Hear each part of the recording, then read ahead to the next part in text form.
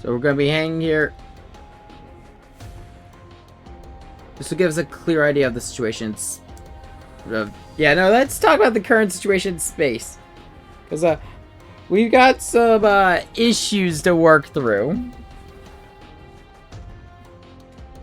Hold on, give me a second. I'm going to have a... Yes, pretzel.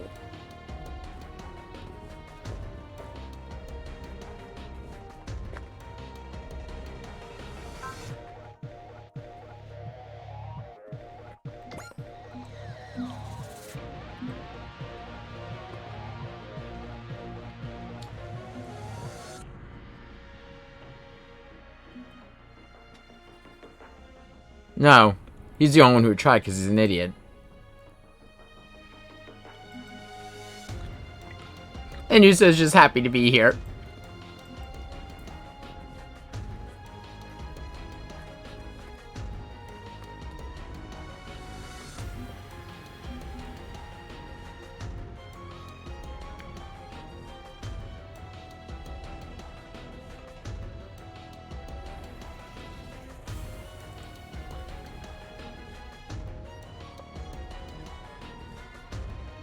Ah, he hit a sore spot.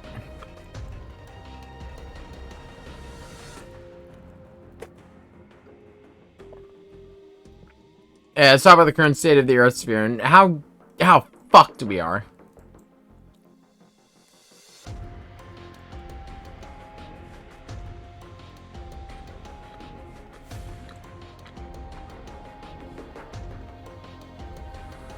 So we've got Zion Scar slowly moving its way through, which has left the EFF entirely on the back foot.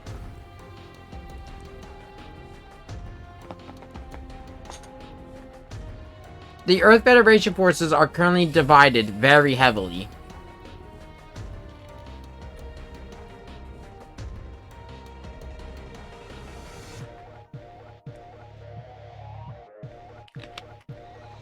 On one front, they're out fighting Walguro past Mars. So that's taking out a bulk of the forces. Planet side, there's been a rise in Kikaiju and robot criminals.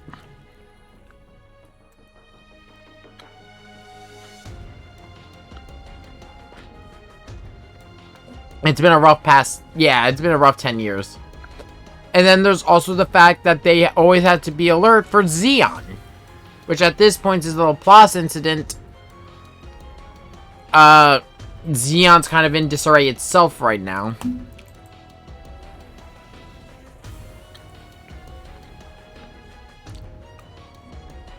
Yeah, we don't have to worry about Zeon trying something like, say, dropping access again.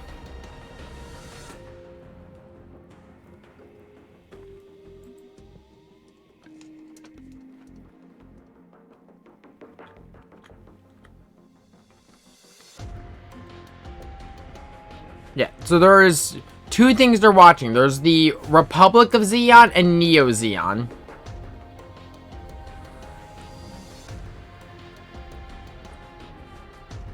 Neo Zeon tends to be more in the lines of the zombie family, except for when Char ran him, because Char is just drop meteor on Earth. And Amuro, I'm doing something wicked, try and stop me! They both use the name Zeon, but in practice they're nothing alike. The Republic of Zeon, like I said, is Zeon, but under a Republic government system, where Neo Zeon is a dictatorship. Where, well, it's a single leader where who doesn't really have anyone to challenge them. The two leaders in the past have been Haman Khan during the Double Zeta era and Char Aznable during the Rebellion.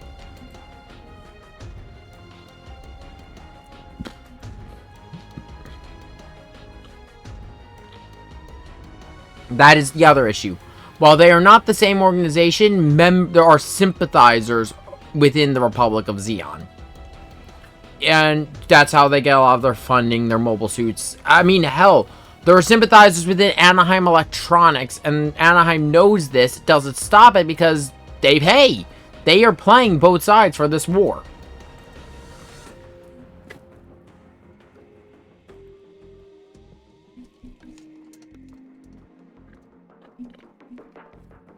The Xeon situation's a little complicated, and this is a very simplified, bare bones explanation.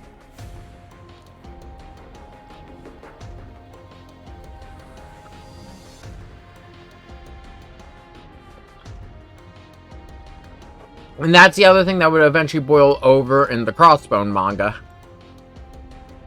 Things got really bad there.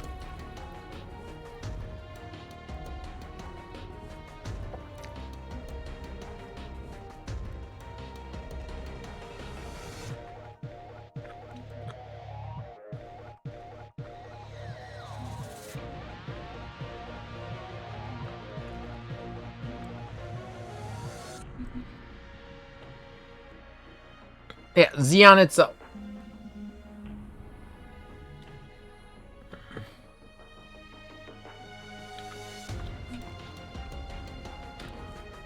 Kinda. So, there are sympathizers because after the one, or at least there were, nowadays, like by the time of Unicorn, that line is just completely gone. Back after the 1-year war, one of the conditions for the treaty was Xeonix, the company that made the Zaku, was merged into Anaheim Electronics. That's actually what led to the development of the Hyzak mobile suit. But the issue is when they merged them in, they took a lot of the employees. So there were sympathizers. That's why there are communications with Xeon for those deals in the first place. That's how the Sazabi was even developed. It was developed by Anaheim Electronics by Xeon sympathizers who agreed with Char. Mind you, Char then also used them to feed information to the other side of Anaheim Electronics, who then built the new Gundam for Amuro, because there's no point in beating Amuro if he's in a subpar mobile suit. Because Char is that fucking petty.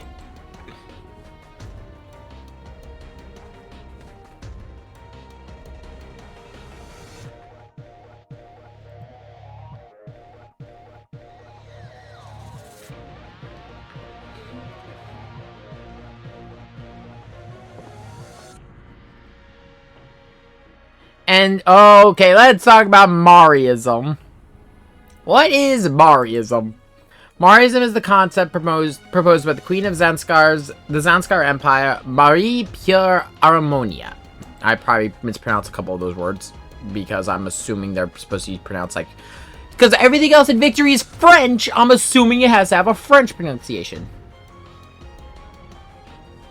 Yeah, you wouldn't really know Xeonic was absorbed unless you delve into some lore. It's a little bit of, like, deep lore stuff. Yeah, whenever Gundam does something, it's usually they try to give some in-universe explanation. But like I said, by the time of Unicorn, we've hit a mute point. The companies have been merged for so long that it's impossible to separate them. But yeah, the belief of Mariism is that humanity's unceasing wars are the result of a patriarchal societal norms. Therefore, by converting the world to a matriarchal society, it will be possible for all of humanity to achieve a peaceful way of life. That's the theory.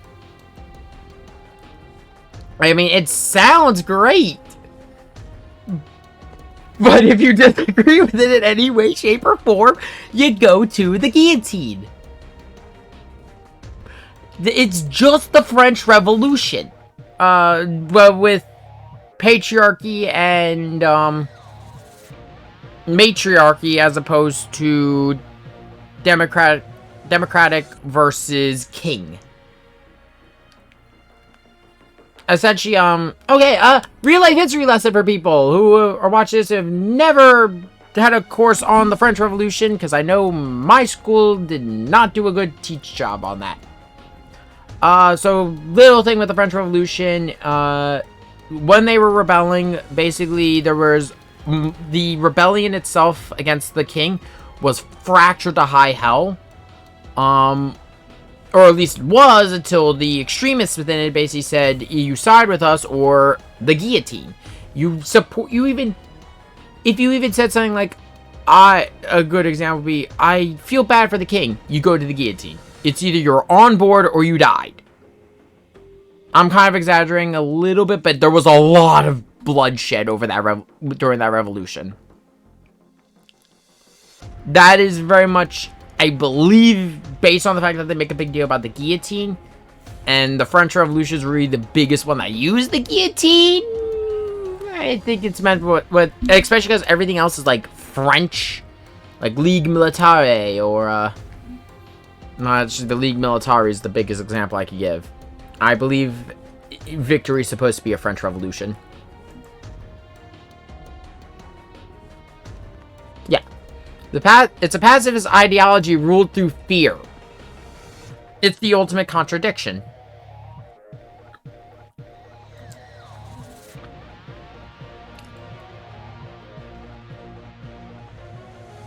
I agree with you, so.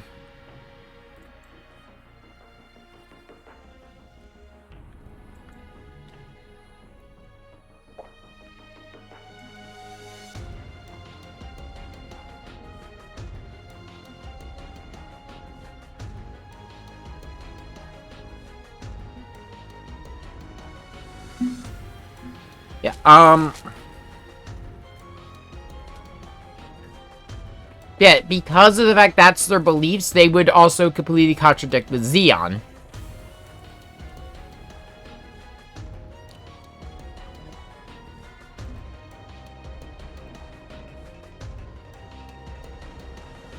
Because Zeon still wants independence, where they want unity of everything under Mariism.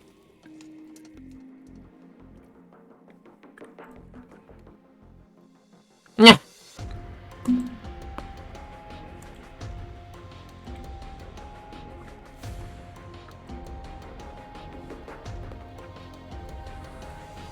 Well, Zanskar's a problem. The Walgaru are much more of a threat right now, because they just want to kill every human.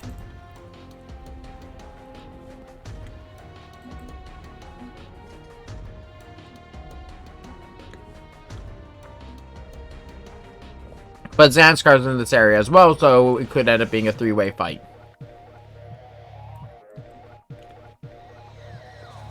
And we can't hide this ship, it's too big.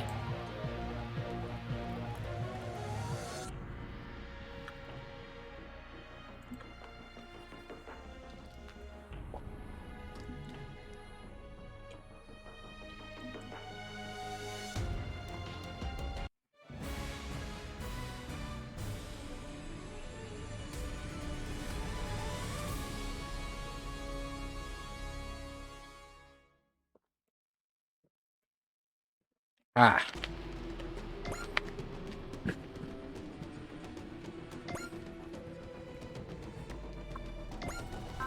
So actually, you know what? Because while I'm deploying machines, and I have a little bit more of a chance to talk about mobile suit history and development for Gundam.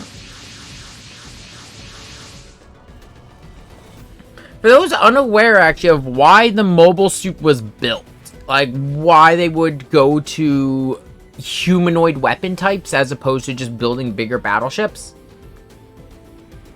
For those unaware, during the 1 Year War, there was a prediction that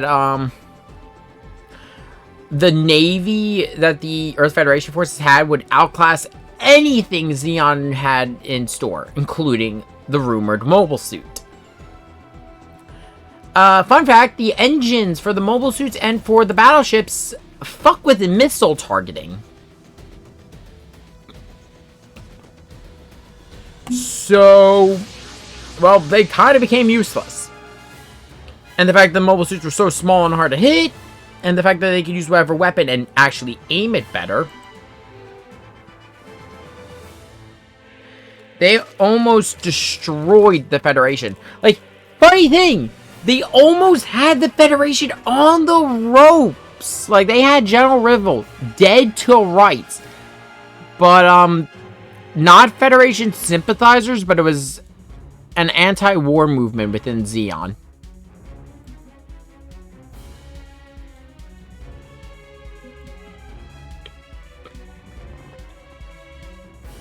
They let Rivel go, and basically, instead of being a peace treaty, it became basically an equivalent of a Geneva Agreement, which is... The agreement was no more chemical weapons, no more nukes, and no more colony drops. This has been ignored, at least in UC, I believe, one more time, and I think the colony laser... Actually, no, the colony laser wasn't specifically outlined.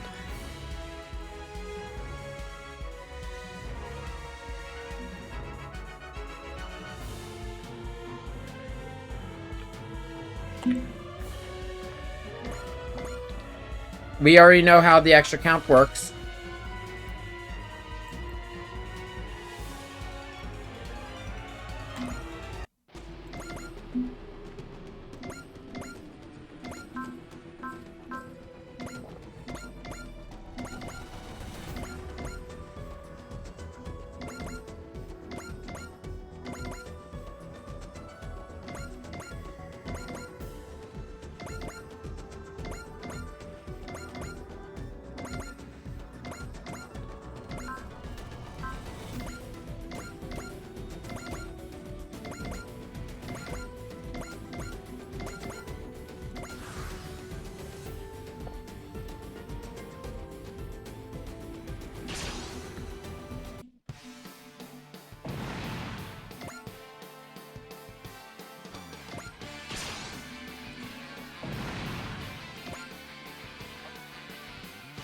Oh, we got something approaching.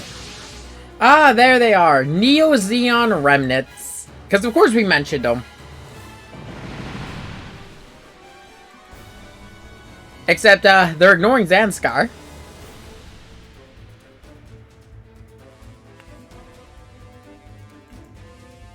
Yeah, despite the belief, they hate... Look, they might not be able to work with each other, but they hate us more.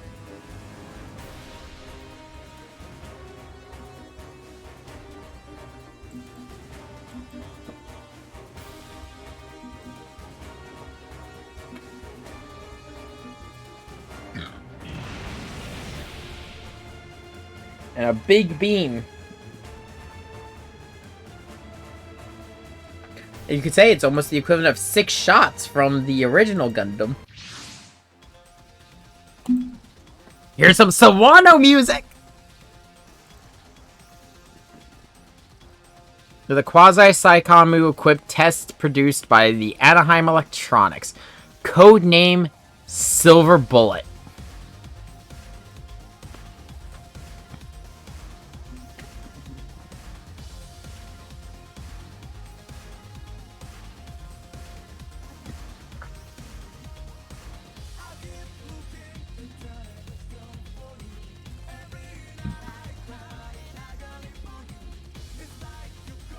Can't fire the B Magnum again.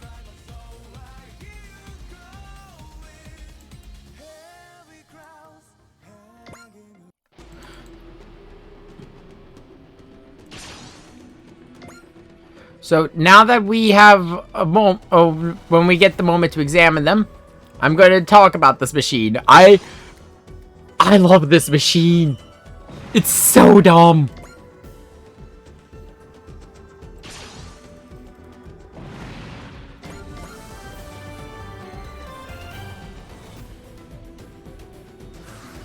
Okay, so now that now it's my turn. Let's talk about the Silver Bullet. So, the Silver Bullet here, this particular variant is called the Silver Bullet Suppressor.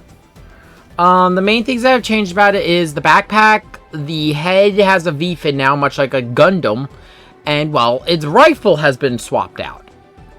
That rifle has made an appearance on this channel before, as it is the rifle of the Unicorn Gundam. It's the B Magnum. As he said, he can't fire it again. So I've talked about it, I believe, in Battle Alliance. I think I mentioned it in Super Robot Wars V. The B Magnum's energy output is so high that it basically shorts out the arms of any machine that tries to fire it. Outside of Unicorn Gundam. Or Banshee.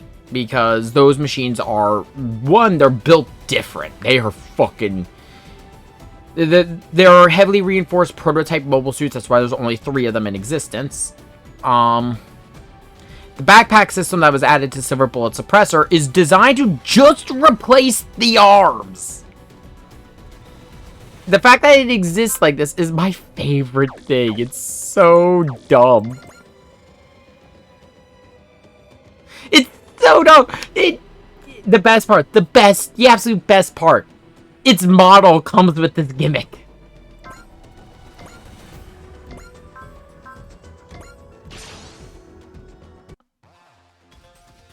I also just want to show this because it has one of my favorite melee animations.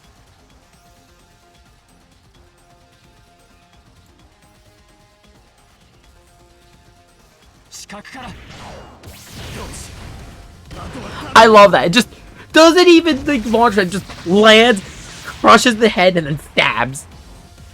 So good. It's so simple.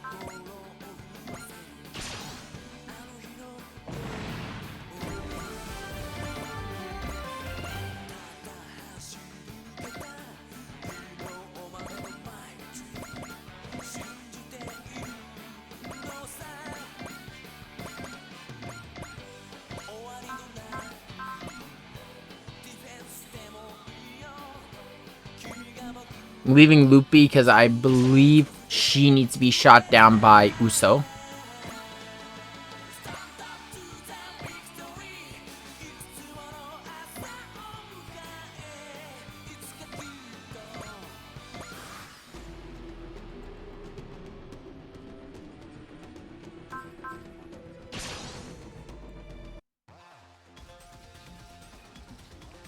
Yeah, even with the Republic of Zeon, in its current state. So, okay, a quick attempt to catch people up on the state of the Republic of Zeon, since we are past the Laplace incident. Basically, it is being ran by Mineva Zabi.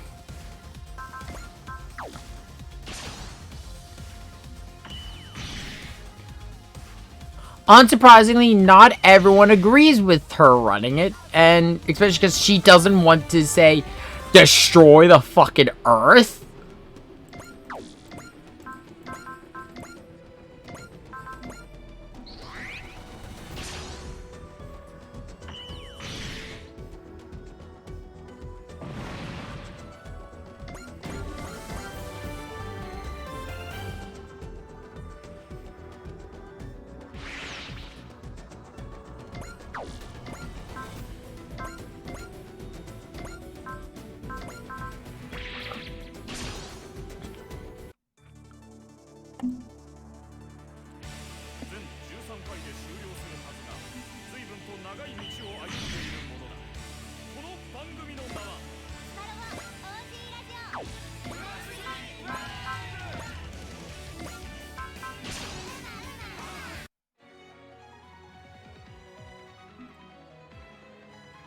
Rethink everything spins around you. Fuck that.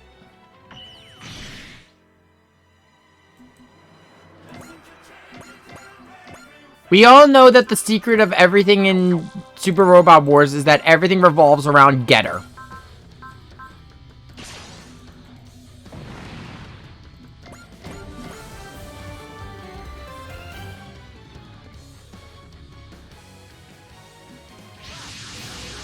Of course you'd have reinforcements.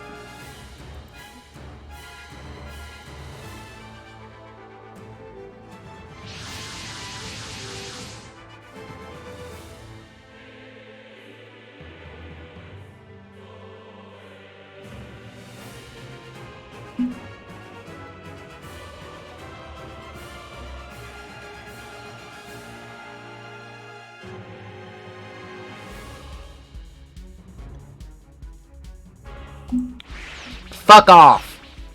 Seriously, fuck off.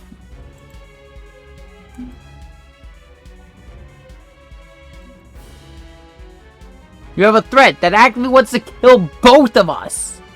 And instead of working together, nah. They think like, oh no, they'll just destroy each other. Like, it's such a brain-dead strategy. Like, I don't think I can express how brain-dead it is in this scenario.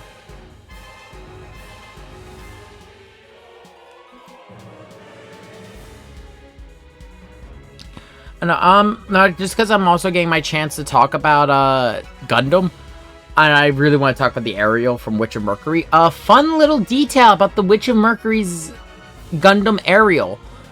It has 4 different designers. It was a collaboration between all the designers for, Witch of Mercury. Every company was designed by a different, artist. If I remember correctly, they've all worked on mecha in the past. These aren't like fresh, like new recruits and everything when it comes to the mecha genre. Hold on, I have the list here for what they've all worked on.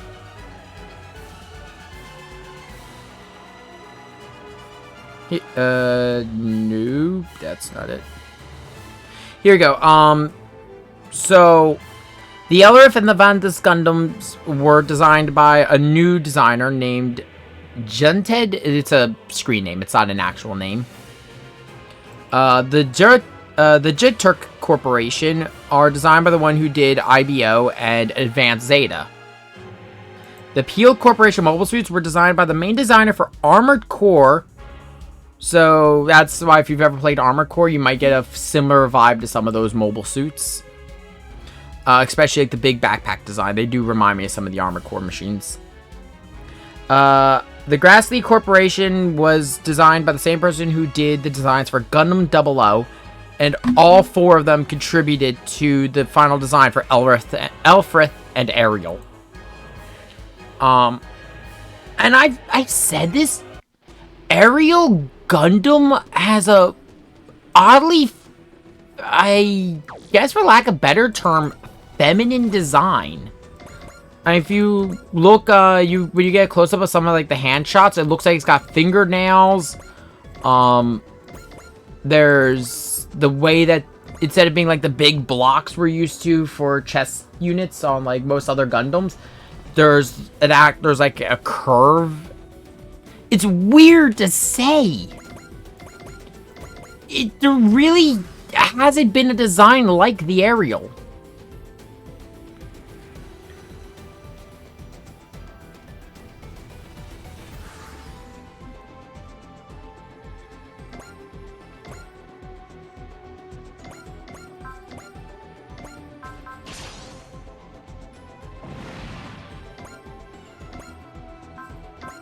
And I'm be honest, I love it. I love the Ariel Gundam.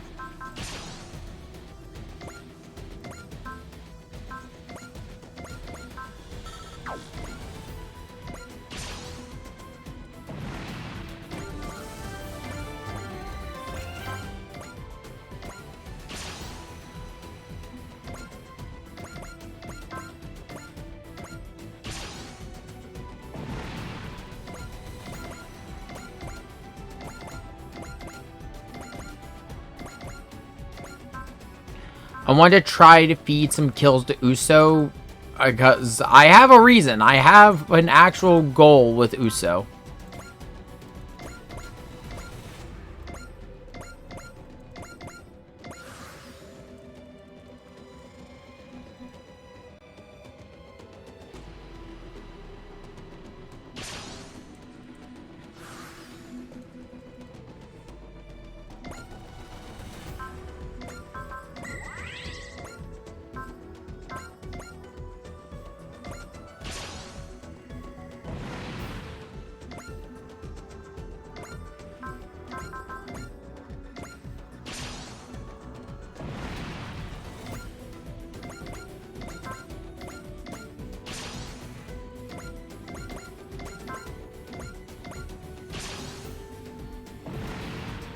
I'm also sorry for like for those who are like talk about the other series, not just Gundam.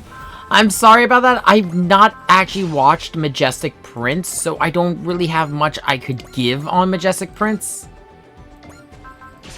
When we get down to some of the other series, I will have a lot to say, especially about some of the one of the flagship series they introduced in this one in particular.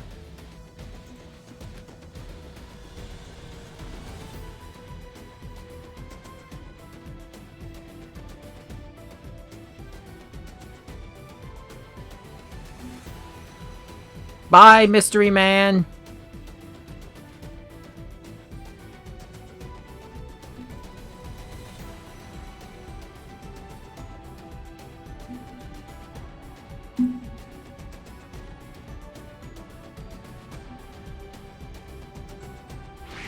We never saw him.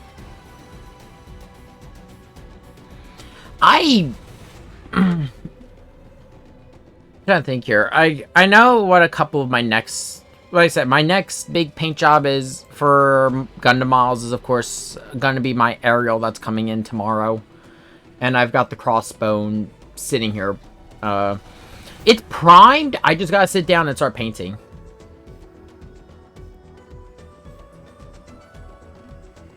I heard Studio Orange does really good work overall. Yeah, I was about to say... because I was just talking about Studio Orange recently because I've been watching Trigun Stampede with my moderator.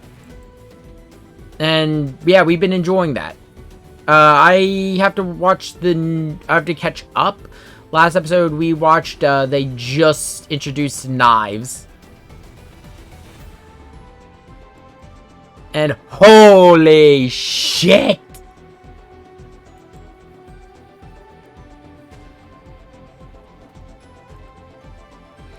Like, here's the thing. Okay, so this is kind of just a thing as the Mecha franchise as a whole. So the Mecha franchise as a whole has been... Some argue it's been an issue. I argue it's the inevitability. The Mecha franchise as a whole has been incorporating more and more CG over the years. Some don't like that. Especially some of the older fans, because, don't get me wrong, I get why. Double Zeta and some of the other older mecha anime have some gorgeous animation. But it's expensive. That was the entire reason why they started using more CG. Now they could do it in a god-awful way. As much as I don't hate this series, I think the animation for the Ultraman anime that's been going on, I think it doesn't have a consistent FPS, and when they dubbed it, they didn't redo the lip syncing, so it's noticeable, especially in season 2. It's really noticeable, and it hurts. But then you have stuff like Trigun Stampede, where the animation is so good. Back to the Mobile Suit Gundam side. Gundam Ariel is all the other mobile suits are CG, but the pilots and everything are not. Getter Robo Arc, from my understanding, the 2D animation had issues, but the CG was apparently handled very well. The Getter looked amazing and terrifying, as Getter should. Actually, interesting thing, there is an example in Arc, apparently, of, okay, I've mentioned it in the past, and we've seen it in V. For those unaware of Getter Emperor, Getter Emperor is a giant Getter.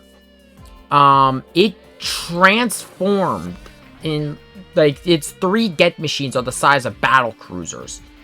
Or larger. I would say they're probably the size of... There's not really much to compare them to. They're big. They're big. But when Getter Emperor 1 changed into its only form of release, we've never seen Getter Emperor 2 or 3. You could hear in the anime, you could hear the scream of change! Getter Emperor 1! And it's fucking Ryoma's voice. That man is so ingrained in fucking Getter Robo. He will always be heard. You can't just come onto the bridge. I wanted to thank him.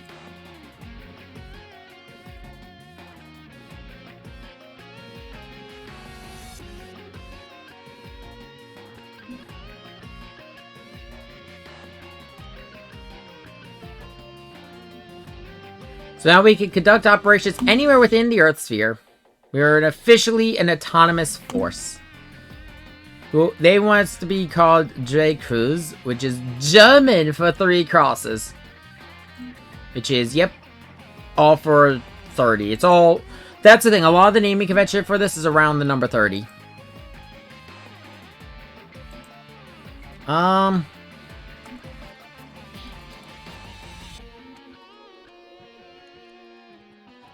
Alliance is what we're gonna go with, just so I can pronounce it easier. And we can change it at any point. We'll be known as the Alliance.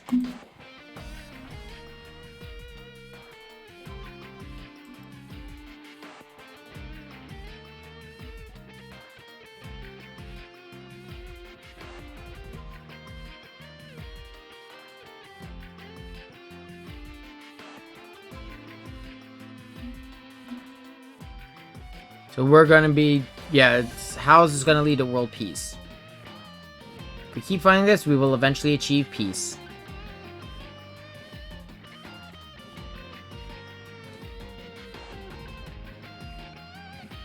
It has been. I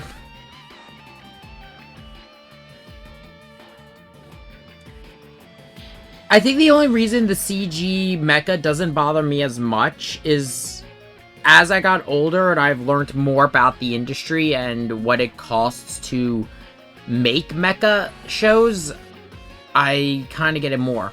Because mecha, keep in mind, mecha is a niche within a niche. Sunrise is almost entirely held up by Gunpla sales, as we know. Some of the others really don't have that to fall back on. Then you get Studio Trigger with fucking Gridman.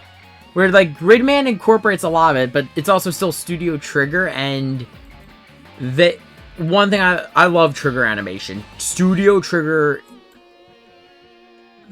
you feel like you're stroking out sometimes with the amount of colors on screen. Unification of Earth.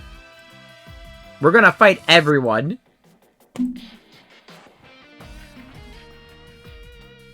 Even if we have to go to war with major political powers. Let's go!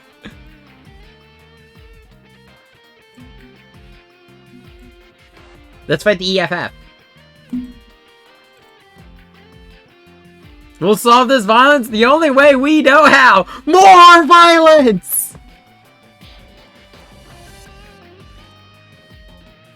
God, I wish 00 was in this. I get why. There's not really much to... Oh my god, could you imagine the Exia R4? Give me more Graham Acre as a Gundam pilot. God, I love it. That's my favorite thing about SD Battle Alliance's DLC. The fact that Graham appears. Now we can finally begin our grand mission.